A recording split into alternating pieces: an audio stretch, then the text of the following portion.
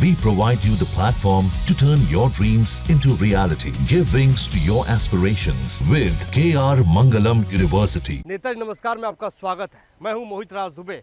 हम अपने इस खास कार्यक्रम में न इधर की बात करते हैं न उधर की बात करते हैं, बल्कि खबरों के अंदर की खबर की बात करते हैं। आज देश की सबसे बड़ी खबर है एयर स्ट्राइक की। जिस तरीके से भारतीय सेना ने एयर स्ट्राइक किया है, उसके बाद से ही देश का सीना चौड़ा हो गया। देश इंसाफ मांग रहा था। जिस तरीके से पहलगाम पर आतंकी हमला हुआ था, उसके बाद से क्या पक्ष क्या विपक्ष, क्या नेता क्या अभिनेता क्या जनता, सब के सब ये बात कर रहे थे कि हिंदुस्तान को जवाबी कार्रवाई करनी चाहिए, और हिंदुस्तान ने जवाबी कार्रवाई किया भी। 15 दिनों के बाद हिंदुस्तान ने ऐसी जवाबी कार्रवाई की कि आतंकवादियों की हालत खराब हो गई। आतंकवादियों की कहा जा रहा है कि इस एयर स्ट्राइक में तमाम आतंकवादी ढेर हो गए हैं।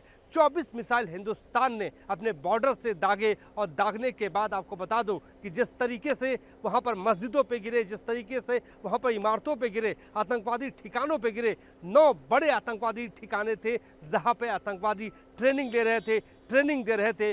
वहां पर हिंदुस्तान की सेना ने एयर स्ट्राइक करके उनकी कमर तोड़ दी है। इस वक्त हम नॉर्थ ब्लॉक पे मौजूद हैं। हमारे पीछे ठीक आपको नॉर्थ ब्लॉक दिखाई देगा, हमारे सामने साउथ ब्लॉक दिखाई देगा, जहां पे प्रधानमंत्री कार्यालय है, विदेश मंत्रालय है, रक्षा मंत्रालय है, हमारे एक हाथ पर जो है गृह मंत्रालय है, वित्त मंत्रालय है। और यहीं पर रणनीति बनाई गई कि किस तरीके से सेना के माध्यम से अटैक करना है, किस तरीके से एयर स्ट्राइक करना है, जिसको लेकर प्रधानमंत्री नरेंद्र मोदी ने मुकम्मल तौर पर रणनीति बनाई।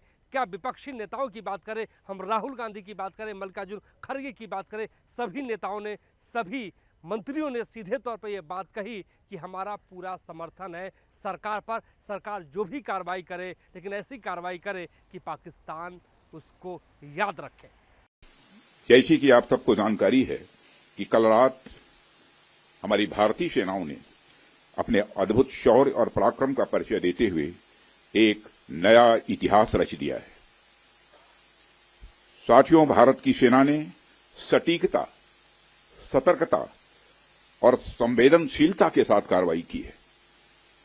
हमने जो लक्ष्य तय किए थे, उन्हें ठीक समय तय योजना के अनुसार सटीकता से उन्होंने ध्वस्त किया है, और किसी भी नागरिक ठिकाने, सिविलियन पॉपुलेशन को जरा भी प्रभावित न होने देने की संवेदनशीलता भी हमारी सेना ने दिखाई है।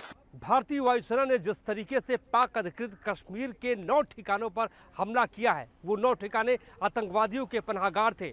रक्षा मंत्रालय ठीक हमारे पीछे है, और रणनीति यहीं पे बनाई गई कि किस तरीके से आतंकवादियों को सबक सिखाना है। हम आपको बता रहे हैं कि वो 9 ठिकाने कौन से हैं जहां पर आतंकवादी ठिकानों पर हमारी सेना ने हमला किया। सबसे पहला ठिकाना आप देखिए कि मरकज सुभान अल्लाह का ठिकाना, जहां पर जैश ए मोहम्मद आतंकी संगठन अपने आतंकवादियों को ट्रेनिंग दे रहा था।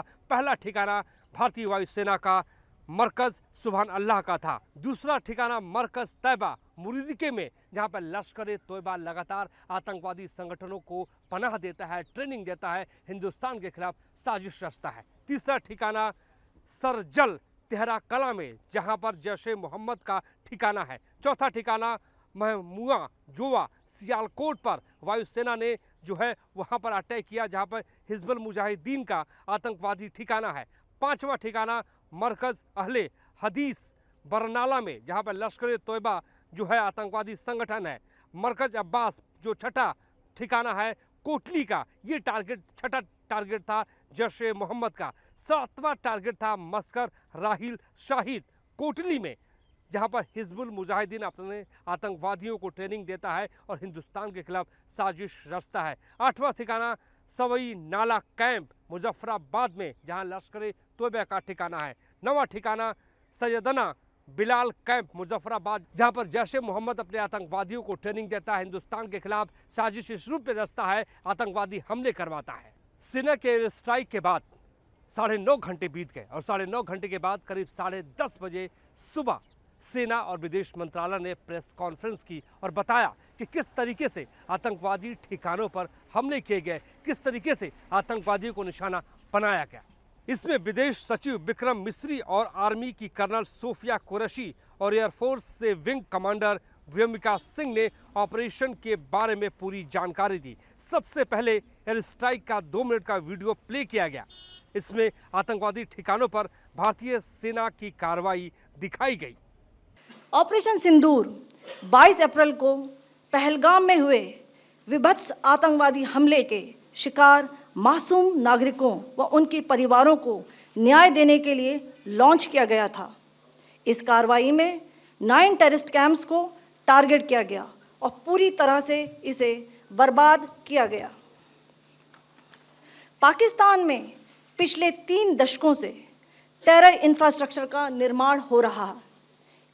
इसमें recruitment, indoctrination centres, training areas व लॉन्च पैड शामिल थे, जो पाकिस्तान और पाक अधिकृत जम्मू कश्मीर POJK दोनों में फैले हैं। एक और सेना और विदेश मंत्रालय ने इस ऑपरेशन की पूरी जानकारी दी। ऑपरेशन सिंदूर की पूरी जानकारी सेना ने और विदेश मंत्रालय ने दी, लेकिन दूसरी ओर बैठक हो रही थी प्रधानमंत्री नरेंद्र मोदी के आवास पर। CCS की बैठक हो रही थी और CCS की बैठक में पूरी जानकारी प्रधानमंत्री नरेंद्र मोदी को दी गई और बताएगा कि किस तरीके से हमला किया गया। कैबिनेट की भी बैठक हुई और कैबिनेट की बैठक में प्रधानमंत्री नरेंद्र मोदी की तारीफ की गई और प्रधानमंत्री नरेंद्र मोदी ने सेना की तारीफ की। वहीं दूसरी ओर विपक्ष भी पीछे नहीं था। विपक्ष के नेता मल्लिकार्जुन खड़गे, राहुल गांधी ने भी कांग्रेस वर्किंग कमेटी की बैठक दिल्ली में बुला ली और वहां पर एक रेजोल्यूशन पारित कर दिया गया और बताया गया कि सेना ने जिस तरीके से काम किया है वो एक अनूठा मिसाल है। सेना की तारीफ की गई। राहुल गांधी CWC की बैठक से बाहर निकले और उन्होंने कहा कि सेना पर उनको नाज है और सेना को की उन्होंने तारीफ की। सुनिए राहुल गांधी ने क्या कहा। वर्किंग कमेटी में हमारा डिस्कशन हुआ, पूरा समर्थन, full support to our forces, best wishes to them, much love to them, complete support from the Congress party and the Congress working committee. Thank you. Sir, all party meet. एक और operation सिंदूर की विपक्ष तारीफ कर रहा था तो दूसरी ओर प्रधानमंत्री नरेंद्र मोदी राष्ट्रपति भवन ठीक हमारे पीछे जो है वहां पर पहुंचे और ऑपरेशन सिंदूर की पूरी जानकारी द्रौपदी मुर्मू को दी और बताया कि किस रूप में किस तरीके से ऑपरेशन सिंदूर को अंजाम दिया गया, किस तरीके से हमारी सेना ने ऑपरेशन सिंदूर के माध्यम से आतंकवादी ठिकानों को टारगेट किया। पहलगाम में आतंकियों ने 26 निर्दोषों को मौत के घाट उतार दिया। 26 नागरिक हमारे शहीद हुए, लेकिन उसका बदला हिंदुस्तान ने ऑपरेशन सिंदूर के माध्यम से ले लिया है। जिस तरीके से एयर स्ट्राइक हिंदुस्तान की सेना ने किया है उसकी मिसाल हर जगह दी जा रही है और बताया जा रहा है कि सेना ने जिस तरीके से आतंकियों के ठिकानों को टारगेट करके अंजाम दिया है वो अपने आप में बड़ी बात है। आज के लिए बस इतना ही। मेरे सहयोगी सुभाष चंद्र के साथ मुझे दीजिए इजाजत। नमस्कार।